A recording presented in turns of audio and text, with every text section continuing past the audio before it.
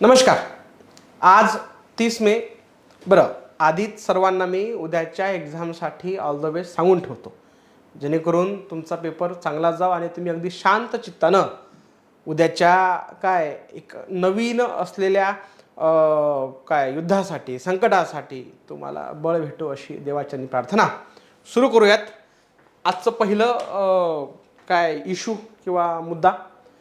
आजचं आर्टिकल फार मोठ्या माणसाने दिलं आहे, ते आहे शशी थरूर. तुम्हाला माहीत आहे की हे सध्या चौथ्यांदा ते लोकसभेचे मेंबर आहेत आणि काँग्रेसकडनं येतात. बरं, शशी थरूर यांनी आतापर्यंत ऑलमोस्ट 29पेक्षा जास्त पुस्तकं लिहिलेली आहेत आणि त्यांची 2 पुस्तकं जगविख्यात आहेत. त्यापैकी पॅक्स इंडिका आणि द न्यू वर्ल्ड डिसऑर्डर नावाचं तुम्ही कधी मध्ये वाचू शकता.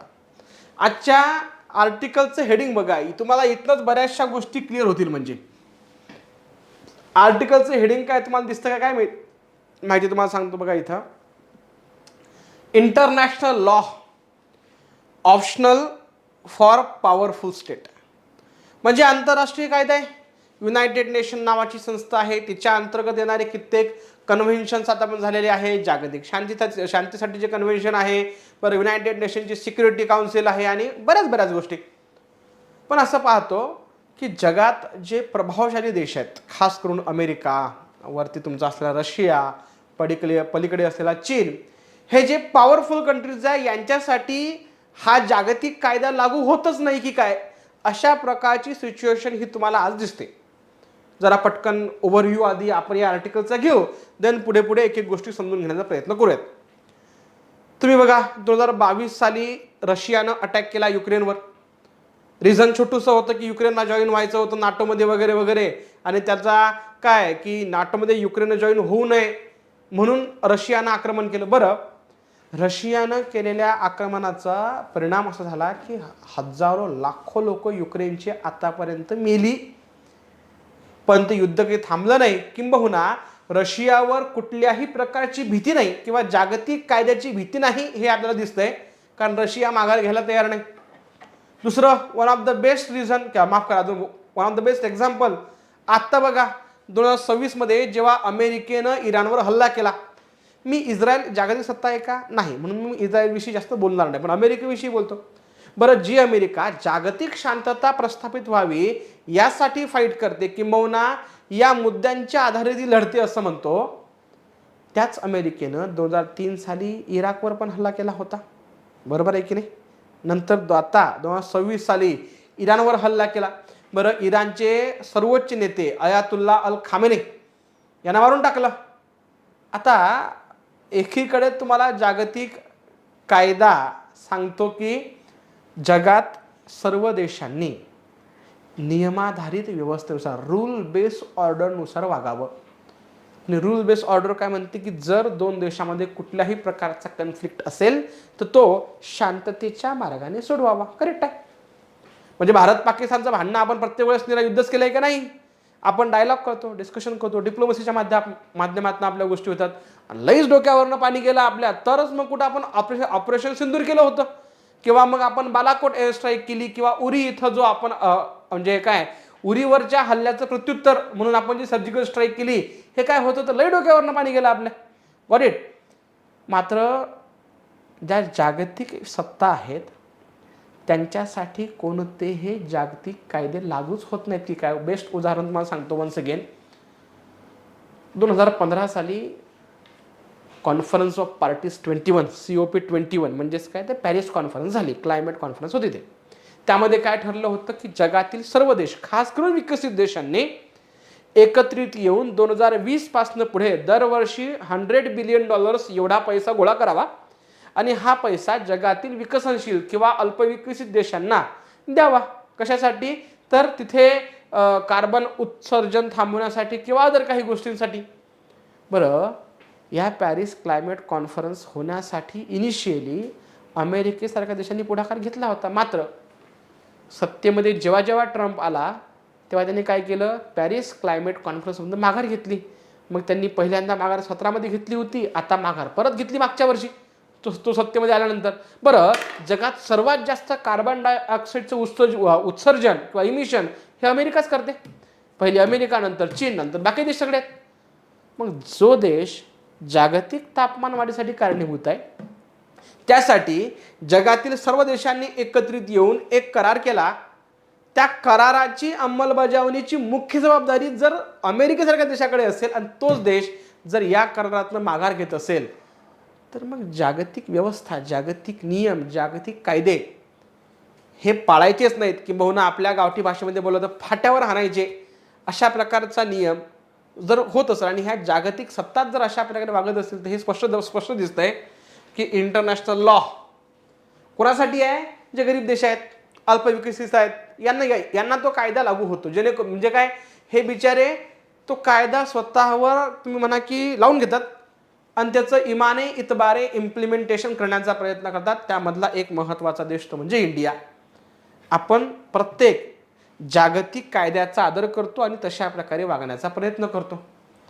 मात्र अमेरिकेसारखे देश, चीन, आता बघा ना तुम्ही 2017 की 18 सालची गोष्ट, मला एक्झॅक्टली आठवत नाही, पीपीटीमध्ये दिलेलं आहे. चीनचं भांडण होतं साऊथ चायना सी बाबत, की साऊथ चायना सीवर कोणाचं ज्युरिस्डिक्शन असेल, कोणाचं काय असेल बाबा, की कोणाचा प्रभाव त्या साऊथ चायना सीमध्ये कितीपर्यंत असला पाहिजे.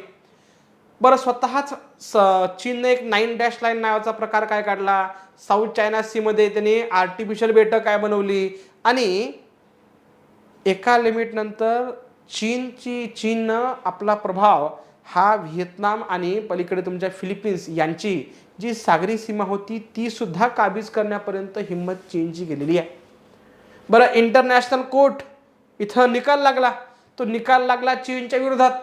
त्या कोर्टानं सांगितलं की चीननं पॅलेस्टाईन आणि व्हिएतनामच्या सागरी हद्दीमध्ये कुठल्याही प्रकारचा प्रवेश करू नये किंवा तिथे हस्तक्षेप करू नये, आक्रमण किंवा अतिक्रमण करू नये.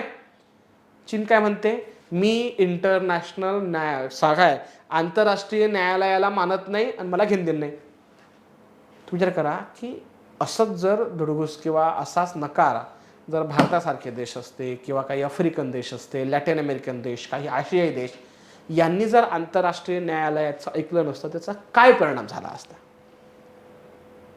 एकीकडे तुम्हाला काय वाटते, माफ करा, काय जाणवतं, चीनसारखे देश जे प्रचंड श्रीमंत आहे, मग ते इकॉनॉमिकली असतील किंवा लष्करीदृष्ट्या प्रचंड श्रीमंत आहेत किंवा प्रभावशाली आहेत, हे देश सहज आंतरराष्ट्रीय कायदा मोडून काढतात आणि यांच्यावर कोणतीही जागतिक संस्था ही प्रभाव टाकू शकत नाही किंवा यांच्यावर एक प्रकारे दबाव निर्माण करू शकत नाही.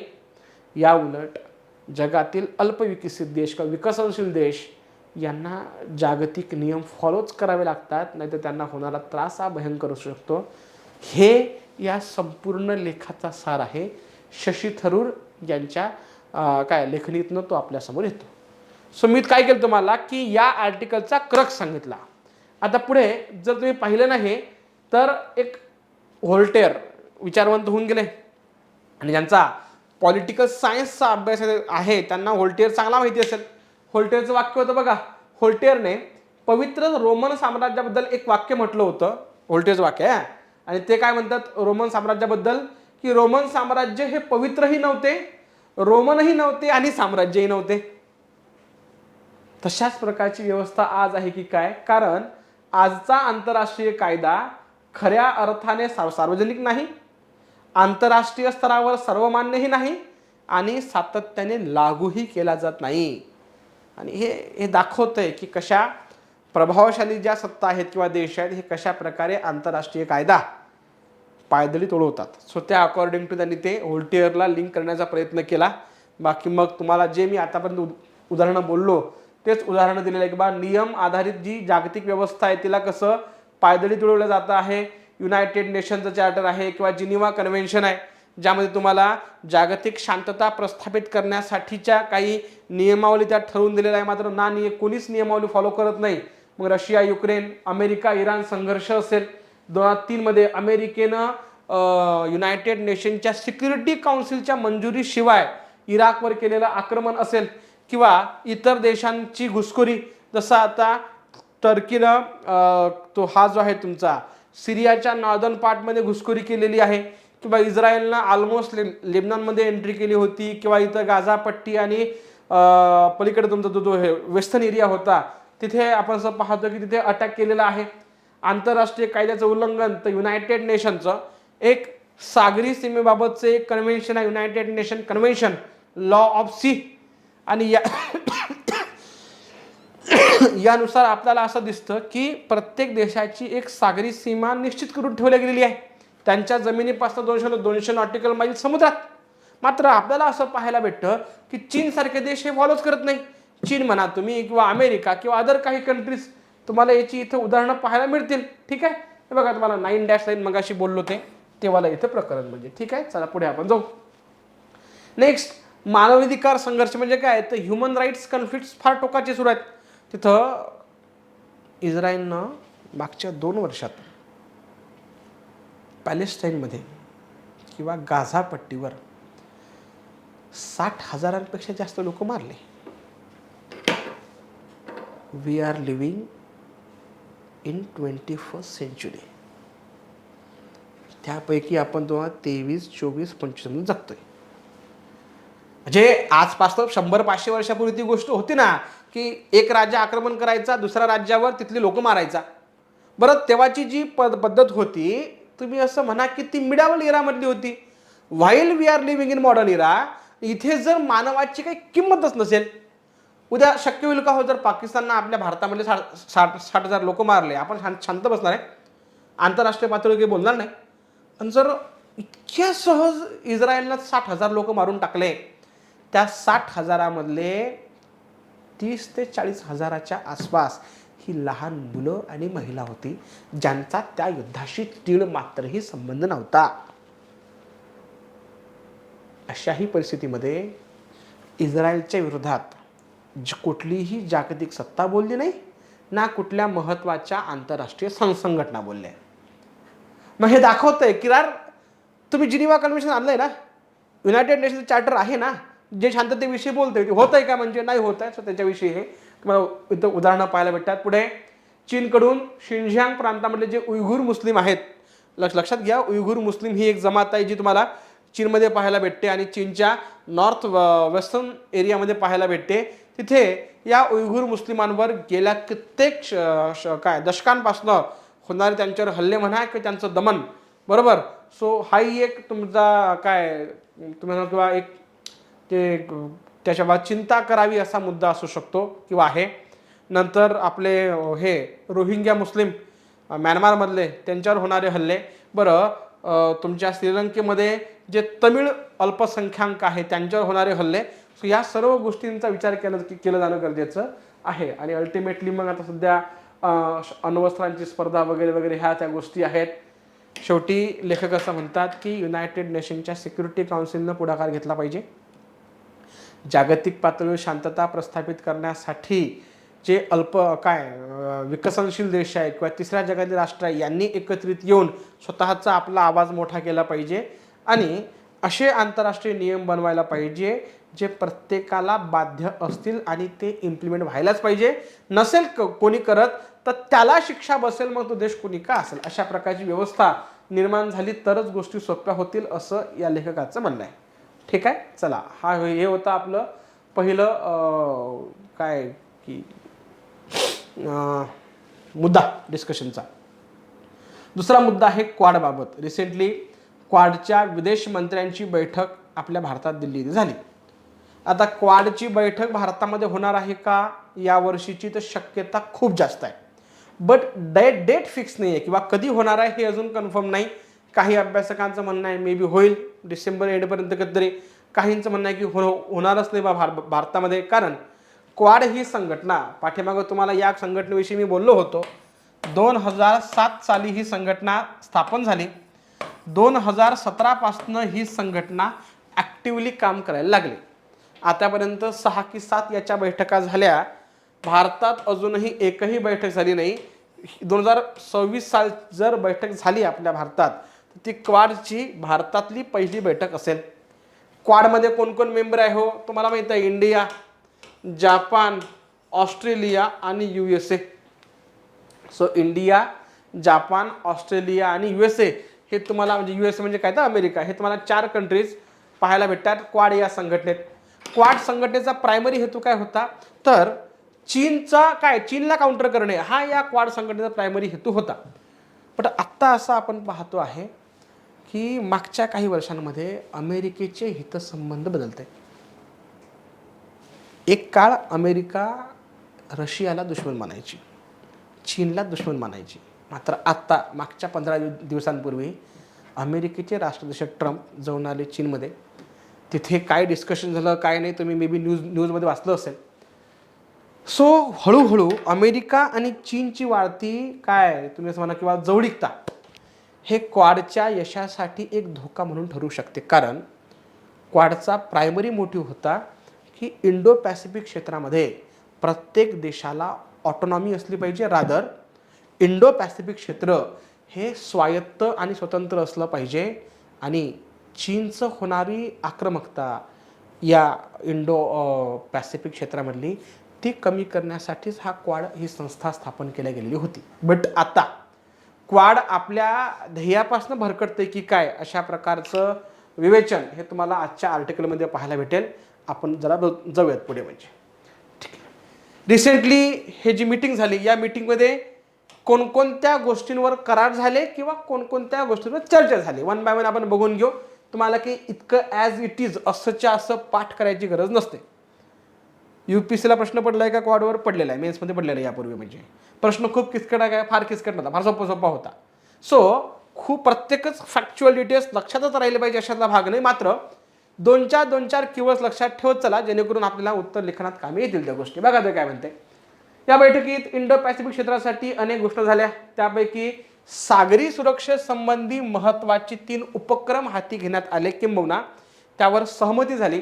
वन बाय वन आपण वाचू. पहिलं आहे ते म्हणजे मॅरिटाईम सर्व्हिलन्स कोलॅबोरेशन. यासाठी त्यांना म्हणजे काय म्हटलं तर IPMSC हा शॉर्ट फॉर्म आहे.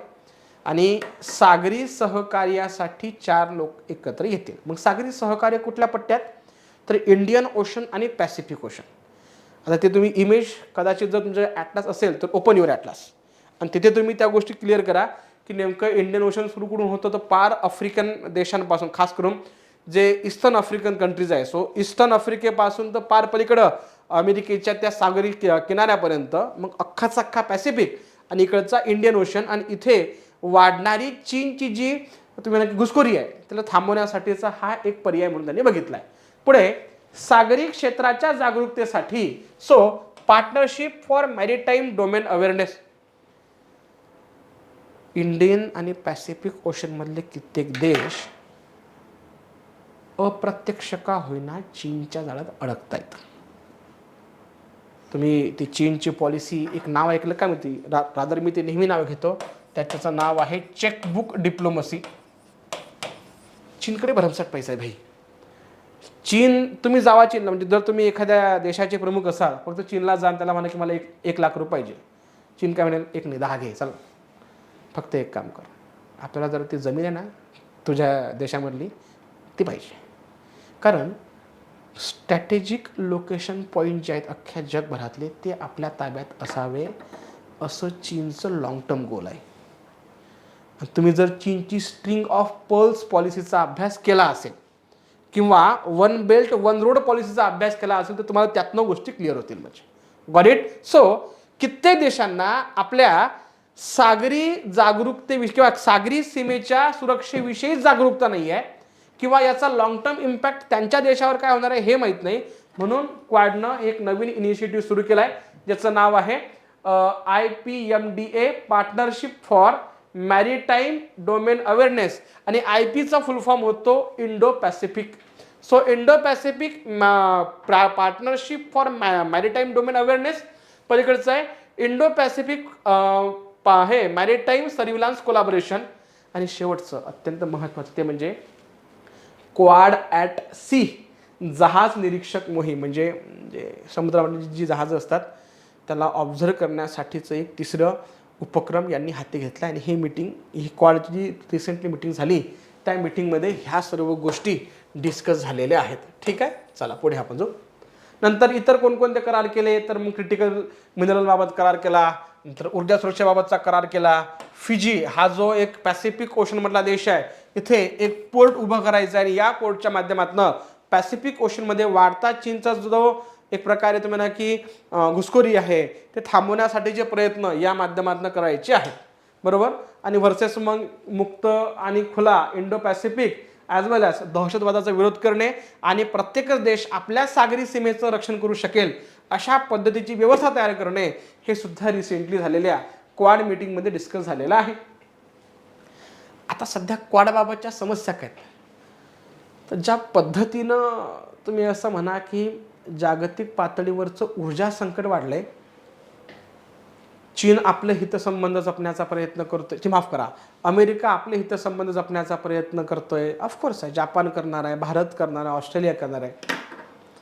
या हितसंबंधांच्या संघर्षामध्ये, ज्याला आपण कन्फ्लिक्ट ऑफ इंटरेस्ट असं म्हणतो, या हितसंबंधांच्या संघर्षामध्ये असं दिसतंय की दोन एकमेकांचे शत्रू राष्ट्र जवळ येत आहेत. त्यांचं नाव आहे चीन आणि अमेरिका. आता चीन तर आपला पण दुश्मन आहे. चीनसोबत आपले तुम्ही म्हणा की खास करून सीमावाद टोकाचा आहे. बरं, आपलं इकॉनॉमिक डिपेंडन्सी, माफ करा, मी त्याला इम्पोर्ट डिपेंडन्सी असं म्हणेल, की ज्या पद्धतीनं आपण डिपेंडंट आहोत चीनवर, कारण भारत आणि चीनचा व्यापार हा $120 बिलियन आसपास आहे. यापैकी we are importing about $100 billion goods and services from China. So जर चायनानं वस्तू पाठवणं बंद केल्या आहे तर इंडियन मार्केटला मोठा धक्का बसू शकतो. सो ओव्हर डिपेंडन्सी आपली तिथं आहे. आता याला मॅनेज करण्यासाठी आपण प्रयत्न करतोय, तर अमेरिका सध्या कोणाच्या जवळ जाताना दिसतंय तुम्हाला, चीनच्या.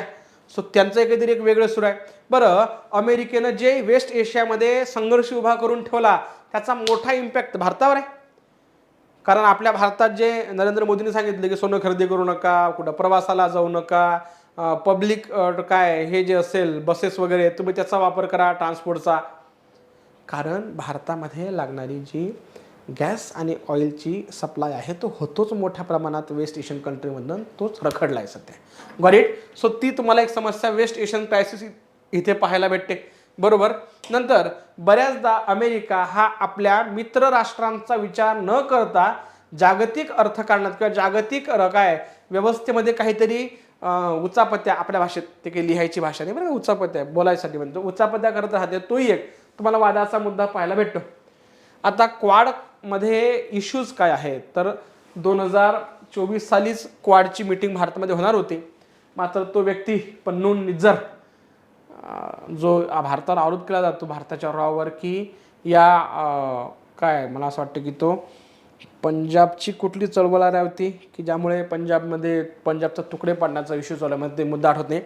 सो सेपरेट पंजाब करण्यासाठी खालिस्तानी चळवळ, व्हेरी गुड. सो खालिस्तानी चळवळीचा समर्थक म्हणून पन्नून निज्जर याला ओळखलं जातं आणि भारतावर तो आरोप केला गेला की भारताच्या रॉ एजंट यांनी पन्नून निज्जर याला अमेरिकेत मारलं. आणि तिथून मग भारत आणि अमेरिका यांच्यामधला जरा हे जो होता तुम्ही म्हणा की संघर्ष निर्माण झाला होता दोन देशामध्ये. 2024ची गोष्ट आहे. त्याच्यामुळे 2024ची क्वाडची मीटिंग आपल्या इथे झाली नाही. बरं, 2025मध्ये आपण असं पाहतो की सध्या ऑपरेशन सिंदूर झालं, त्यानंतर अमेरिकेनं आपल्यावर सँक्शन हे लावले, काय ते इकॉनॉमिक सँक्शन काय लावलं किंवा टॅरिफ काय लावला 50% याला 18% वगैरे वगैरे. त्याच्यामुळं दोन देशामधील संबंध आणले होते. आणि सध्या 2026मध्ये जो वेस्ट एशियन क्रायसिस सुरू आहे त्याच्यामुळं यावर्षीची मीटिंग भारतामध्ये होणार आहे का नाही याबाबत खूप मोठी शंका आहे. करेक्ट. सो हे जस्ट इश्यूज काय सांगितले. आता हा निष्कर्ष आपल्यासाठी महत्त्वाचा. जर उद्या क्वाडबाबत कुठला का प्रश्न येऊन येईल तुम्हाला हेच कन्क्लुजन तुमच्या उत्तरात लिहायचं आहे. बघा काय म्हणते तो. हवामान बदल, आरोग्य, पायाभूत सुविधा आणि सागरी सुरक्षा या क्षेत्रात क्वाडचे प्रादेशिक उपक्रम अत्यंत महत्त्वाचे आहेत. मात्र अमेरिकेचे जागतिक स्तरावरील एकतर्फी निर्णय आणि क्वाडमधील अंतर्गत मतभेद हे या संघटनेपुढील सर्वात मोठी आव्हानं आहेत. क्वाडच्या उद्दिष्टांची पूर्तता करायची असेल तर सर्व देशांनी वेगवेगळ्या दिशांना न जाता एकाच तालात आणि समन्वयाने पुढे जाणे गरजेचे आहे. खतम. वाईट. One of the best confusion आहे. जर तुम्हाला क्वाडविषयी कधीही उत्तर लिहायचं काम पडलं तर माझी अपेक्षा आहे तुम्ही हे किमान पाठच करून घ्या, लिहून ठेवा कुठतरी. ठीक आहे.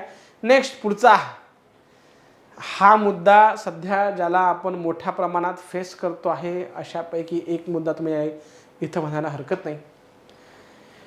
ज्या पद्धतीची किंवा उष्णता यावर्षी आपण पाहिली, म्हणजे महाराष्ट्रातल्या सर्वात उष्ण शहरांपैकी असलेलं एक शहर विदर्भातलं जिथून मी येतो, म्हणजे आधी असं वाटायचं की 45 हे हाईट झाली लय, म्हणजे आम्ही 47.1 47.2 पर्यंत आमचा जिल्हा गेलेला होता.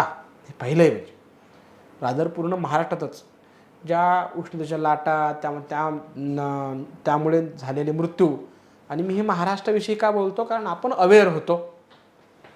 मात्र राजस्थानमधलं एक शहर आहे, त्याचं नाव आहे गंगानगर. आणि रिसेंटली गंगानगरनं 48 डिग्री सेल्सिअस तापमान टच केलेलं आहे.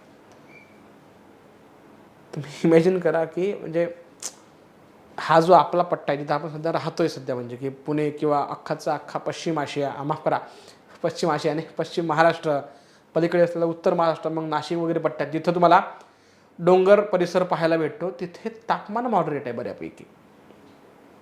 परंतु उर्वरित महाराष्ट्र, मग तो मराठवाडा असेल, पलीकडे असलेलं विदर्भ असेल, तिथं टोक गाठलं होतं एक प्रकारे म्हणजे. आणि आजही सध्या जेव्हा आपण 30 मेला जगतोय बोलतोय, तेव्हा पश्चिम महाराष्ट्रात थोडी का होईना जरा तापमानामध्ये मॉडरेशन तुम्हाला पाहायला भेटतं. मात्र मराठवाडा आणि उर्वरित महाराष्ट्र म्हणजे विदर्भ वगैरे इथे पट्ट्यात खूप मोठ्या प्रमाणात उष्णतेची धग जाणवते. आणि यावर्षी तर जे हवामान विभाग आहे त्यांनी पण सांगितलं आहे ना की जेवढा ॲव्हरेज पाऊस असतो त्याच्यापेक्षा सुद्धा कमी पाऊस पडेल. मग तो 90% असेल का 80% असेल, वाटेवर, त्याच्यावर शंका कुशंका असू शकतात, मतमतांतर असू शकतात. आता या लेखकाचं म्हणणं आहे की भाई हे सर्व होतंय कशामुळं, तर त्याच्या भरपूर साऱ्या काही अडचणी असतील की त्यामध्ये एक क्लायमेट चेंज नावाचा प्रकार आहे, किंवा अफॉरेस्टेशन जे होतं आहे, बरोबर आहे की, माफ करा, डिफॉरेस्टेशन म्हणजे त्याला आपण म्हणतो निर्वनीकरण ज्याला म्हणतो. अफॉरेस्टेशन म्हणजे झाडं लावणं. सो डिफॉरेस्टेशन जे सुरू आहे तो एक मुद्दा तुम्हाला महत्त्वाचा पाहायला भेटते. दुसरा महत्त्वाचा मुद्दा आहे ते म्हणजे अर्बन हीट आयलंड. खास करून शहरी भागात जे कॉन्क्रिटायझेशन सुरू आहे, कॉन्क्रिटीकरण चालू आहे. बघा तुम्ही पुण्यात जावा की म्हणजे तुम्हाला कुठं कुठं मातीचं सेक्शन पाहायला भेटतो, नाहीच आहे. जिकडे तिकडे कॉन्क्रीट. पुण्यात तरी किमान झाडं पाहायला भेटतात. तेच जर तुम्ही आमच्या विदर्भात जा, मोठमोठ्या शहरांमध्ये झाडांचं प्रमाण तर फारच कमी झालं. Got it. सो निर्वनीकरण, क्लायमेट चेंज, नंतर शहरांमध्ये वाढत असलेलं कॉन्क्रिटायझेशन, आणि चौथी महत्त्वाची गोष्ट ते म्हणजे वाढता एसीचा वापर. किती दुर्दैवाची गोष्ट बघा की उष्णता आहे म्हणून आपण एसी वापरतो. एसी कधी त्या रूमचं तापमान थंड करत नाही, लक्षात ठेवा. एसीचं काम करण्याचं एक मेकॅनिझम आहे. आणि एसी काय करते, तर त्या खोलीतलं तापमान थंड करत नाही, तर त्या खोलीतली उष्णता बाहेर फेकते, जेणेकरून त्या खोलीतलं तापमान थंड व्हायला लागतं. आता जिथे मी सध्या लेक्चर घेतोय, ऑफकोर्स इथलं तापमान नॉर्मल जर मी म्हटलं फॅन बिन लावला तर जास्तच असणार आहे, 30 40 35च्या आसपास काहीतरी. पण इथे एसी लावलेला आहे. इथला एसी काय करतो, तर या रूमचं जे तापमान आहे किंवा या रूममध्ये जी उष्णता आहे ती सक करते बाहेर फेकून देते. त्याच्यामुळे इथलं जे टेम्परेचर जे आहे ते नॉर्मल व्हायला लागतं. आज शहरांमध्ये ज्या पद्धतीनं एसीचा वापर वाढला, आधीच वरून तापमान जास्त, त्यामध्ये शहरात आपण असं पाहतो की जिकडे तिकडे कॉन्क्रीटचे रस्ते जे ऊर्जा शोषून ठेवतात. याच्यामुळे पण शहरात हे ग्रामीण भागापेक्षा तापमान तुम्हाला थोडं बहुत जास्तच पाहायला भेटते, 2 डिग्री सेल्सिअस ते 5 डिग्री सेल्सिअसपर्यंत जास्त. त्यात आता वाढता एसीचा वापर, एसी काय करते तर घरामधली किंवा ऑफिसमधली जी उष्णता आहे ती शोषून घेते, बाहेर फेकते. म्हणजे आधीच बाहेर उष्णता, त्यात परत ही उष्णता घरांमधली, खोल्यांमधली किंवा ऑफिसेसमधली. त्याच्यामुळं बाहेर म्हणजे शहरामधील बाह्य भागामध्ये तुम्हाला अधिकची उष्णता, अधिकचा त्रास जाणवायला लागतो. याचा सर्वात निगेटिव्ह इम्पॅक्ट पडतो ते म्हणजे अनऑर्गनाइज्ड सेक्टरमधल्या काम करणाऱ्या मजुरांवर किंवा लोकांवर. मग ते डिलिव्हरी बॉय असतील किंवा बांधकाम क्षेत्रामधली लोक असतील किंवा अदर क्षेत्रामधली लोक, ज्यांना ओपन एरियामध्ये काम करावं लागतं आणि ज्यांना डायरेक्ट सनलाईटसोबत त्यांचा कॉन्टॅक्ट दिवसभर येतो. सो ही अत्यंत गंभीर समस्या या लेखामध्ये मांडण्याचा प्रयत्न लेखकांनी केलेला आहे. तर त्यांनी सांगितलं आहे बघा की अर्बन हीट आयलंड काय आहे, त्याची कारणं कोणत्या प्रकारची आहेत. मग त्यांची कारणं आहे की सिमेंट कॉन्क्रीटचे रस्ते, डांबरी रस्ते, झाडांची बेसुमार कत्तल, नंतर कार्यालय थंड ठेवण्यासाठी मोठ्या प्रमाणामध्ये एसीचा होत असलेला वापर, आणि एसी कसं काम करते तुम्हाला मी आताच बोललेलं आहे म्हणजे इथे, बरोबर. मग आता म्हणजे एसी कसा विरोधाभासी आहे वगैरे वगैरे हे यांनी सांगितलेलं आहे. काय केलं पाहिजे ऑफकोर्स आहे ते म्हणजे मोठ्या प्रमाणात झाडं लावायची गरज आहे. सो वनीकरण हा एक महत्त्वाचा मुद्दा असला पाहिजे. दुसरा महत्त्वाचा मुद्दा, शहरं निर्माण करतेवेळी एक प्लॅन पद्धतीने त्या गोष्टी व्हायला पाहिजे जेणेकरून तुम्हाला नेचर आणि आधुनिकता याचा बॅलन्स साधता येईल. पुढे यांनी दिलेलं आहे की उष्णता व्यवस्थापन बजेट यावरही काम केलं पाहिजे. कामगार कायद्यांची अंमलबजावणी व्हायला पाहिजे, कारण जर बाह्य क्षेत्रामध्ये काम जे मजूर काम करतात, एक तर ऑलरेडीच हीट जास्त आहे, त्यानंतर एसीच्या माध्यमातून बाहेर पडणारी हीट, त्याच्यामुळे तापमान मोठ्या प्रमाणात वाढतंय. सो त्यांना जीविताचा धोका निर्माण होऊ शकतो. सो त्या कॉन्टेक्स्टनं हे बोलतात आहे म्हणजे, आणि शहरी आराखडा बदलला पाहिजे वगैरे वगैरे ह्या सर्व गोष्टी इथे यांनी सांगितलेल्या आहेत. ठीक आहे. सो हे होतं तुमचा वाढतं तापमान आणि तापमानासंबंधी जे ग्रीन कव्हरचं काय, ग्रीन कव्हर कमी कमी होत चालला त्या कॉन्टेक्स्टनं मुद्दा. पुढे आहे Telangana start scheme for rural women entrepreneurs, म्हणजे महिला उद्योजकांना बळ देण्यासाठी तेलंगणा राज्य सरकारनं एक योजना आणली जेणेकरून ते महिलांना म्हणजे त्या राज्यातील महिलांना एक प्रकारे आर्थिक सपोर्ट करणार आहेत, जेणेकरून महिला ह्या स्वयंपूर्ण होतील आणि सेल्फ सफिशियंट होऊन ते स्वतःची एम्पॉवरमेंट सहज करू शकतील. सो अशा पद्धतीनं ही आजची काही डिस्कशनचे मुद्दे होते 4. त्यापैकी आपण पहिले 3 मुद्दे तर फारच क्रुशियल होते. सो ते तुम्ही लक्षात ठेवाल अशी अपेक्षा आहे. Thank you so much.